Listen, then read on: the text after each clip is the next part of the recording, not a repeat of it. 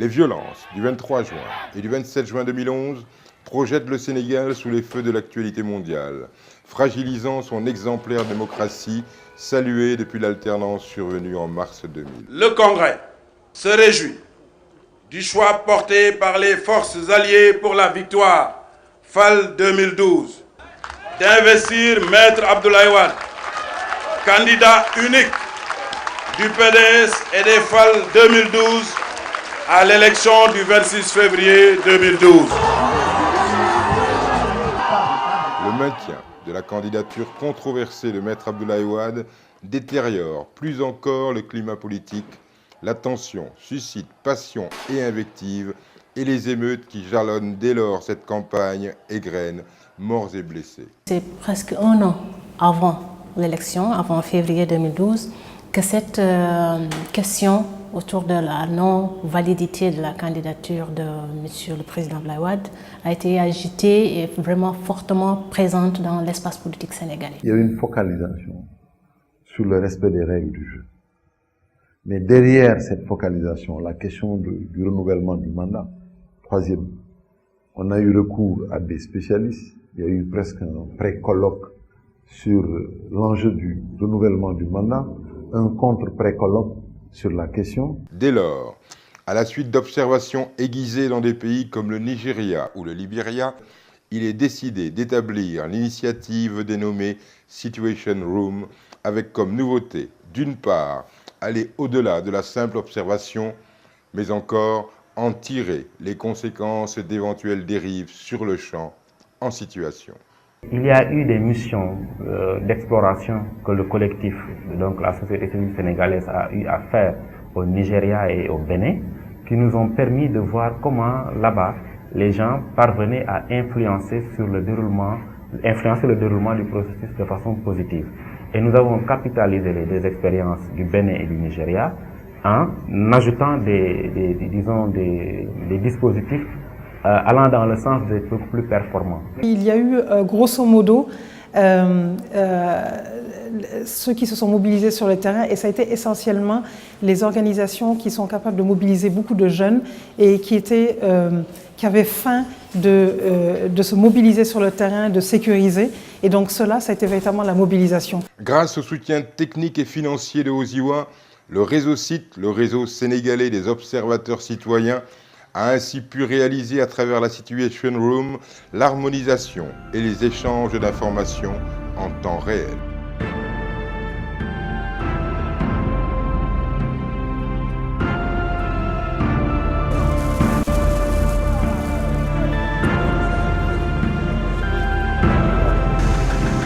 Allez, vous pouvez y aller, hein?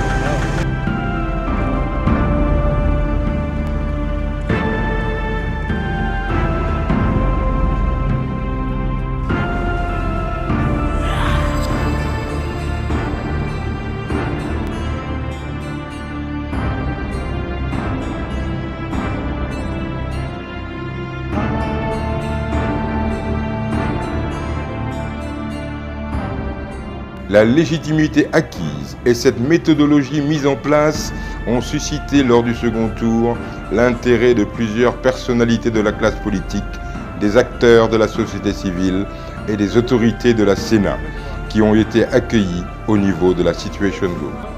Au lieu d'avoir cette approche-là qui consiste à publier après l'élection des données sur les élections, c'est d'avoir une approche proactive, c'est-à-dire qu'essayer d'apporter des correctifs en tant que c'est possible. Et ça, on ne peut pas le faire sans une collaboration effective des autorités qui s'occupent du processus électoral. Donc c'est vous, la Sénat, c'est le ministère des élections, c'est la Cour d'appel, c'est le ministère de l'Intérieur, etc., etc. Je pense que vous avez la bonne démarche. Je pense que nous nous associons complètement avec vous. Vous êtes réactifs. Tout de suite, vous réagissez, tout de suite, vous portez les incidents à la connaissance de ceux qui sont chargés d'y apporter des correctifs. Je pense que c'est là une meilleure façon de gérer les problèmes et non pas d'attendre que la fin, ensuite faire un rapport et donner des chiffres qui ont véritablement vicier l'équilibre des résultats et orienter les résultats dans un sens ou dans un autre. Là, par exemple, sur Linguès, au bureau 1, à la région de Louga, département Linguère, le bureau de vote est ouvert avec un retard important. Et on peut cliquer pour voir tous les rapports de ce bureau de vote exactement. On peut savoir, par exemple, les assesseurs n'étaient pas présents au moment du bureau de vote et l'urne. Donc ça, c'est l'ouverture du bureau de vote. Et donc ça permet après d'avoir des rapports consolidés que nous transmettons. Et ça permet justement aux plénipotentiaires qui sont à la Situation Room de pouvoir intervenir, saisir les organes de gestion des élections pour parler des dysfonctionnements ou bien aussi faire un peu de l'analyse prospective par rapport à ce qui se passe. Alors, donc ici, c'est la salle technique, on l'appelle la plateforme technique. Sur le terrain, nous avons 4500 observateurs dans toutes les régions, dans tous les départements, qui font de l'observation. Alors, ils observent ce qui se passe, ils l'envoient en temps réel par SMS.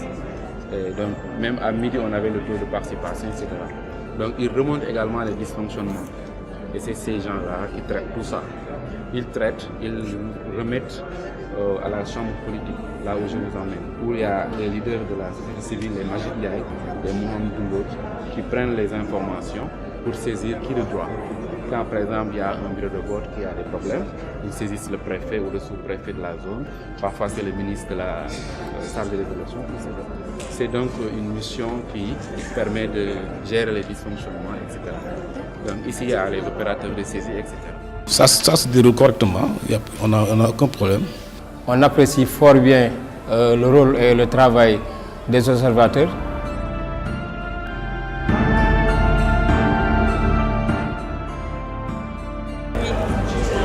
Donc, si je retiens bien, c'est chaque 40 minutes, il y a des forces de l'ordre qui rentrent dans les différents bureaux de vote pour demander le nombre de votants.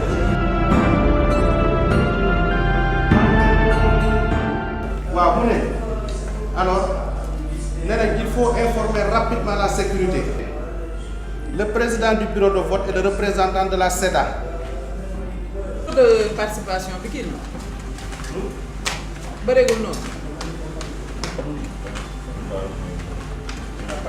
parfait. Non, c'est bon. 18 heures après, vous savez qu'en 2000, c'était les téléphones cellulaires qui avaient été l'élément central de l'élection présidentielle. Et beaucoup d'acteurs estiment que c'est le téléphone mobile qui a été en fait l'élément qui a permis la transparence et même l'alternance. Parce que les informations, les résultats étaient donnés en temps réel via le cellulaire. Cette fois-ci, je pense que l'Internet a joué un rôle crucial. Après le renforcement des capacités via cette formation, on a mis en place une équipe de veille et d'analyse qui elle est en charge justement de pouvoir contrôler un peu toutes les données qu'on recevrait et de pouvoir aussi s'assurer un peu de la fiabilité des différentes données qui sont remontées. Et nous essayons donc de l'analyser et nous le mettons en ligne sur le site web, sur le portail. Et à l'issue de ça, nous essayons aussi de produire des rapports périodiques à la Chambre politique qui, elle, a en charge maintenant de mener un certain nombre d'actions, de médiations, d'interventions ou même de prévention. Macky Sall, Abdoulaye Wade. Ont obtenu Abdoulaye Wade 992 556, soit 34,20%. Macky Sall 1 909 244, soit 65,80%. Le taux de participation a été estimé à 55%. Une nouvelle ère se dessine donc dans les sphères politiques africaines, notamment dans le cadre du suivi des processus électoraux. Vraiment, nous sommes très contents. On ne peut même pas s'exprimer. Il a été grand. Et tout, le peuple est en effervescence, tout le monde est content. Le peuple sénégalais est très mûr, plus mûr que sa classe politique, plus forte que ses institutions. Ça permet de relativiser l'assertion d'Obama au Ghana. Il faut des institutions fortes, il faut un peuple mûr et des hommes responsables. en plus des institutions fortes, pour avoir une bonne démocratie. Ce qui est indéniable, c'est que le Sénégalais croit en l'élection comme le mode par essence de désignation des dirigeants. Ne pensez pas que l'élection à elle seule peut aider à la démocratisation de nos sociétés. On est dans des sociétés qui ne sont pas démocratiques et on veut des États qui soient démocratiques. Donc il y a un long chemin à parcourir pour qu'il y ait une jonction entre l'État et la société. Et ces technologies-là peuvent apporter une petite contribution.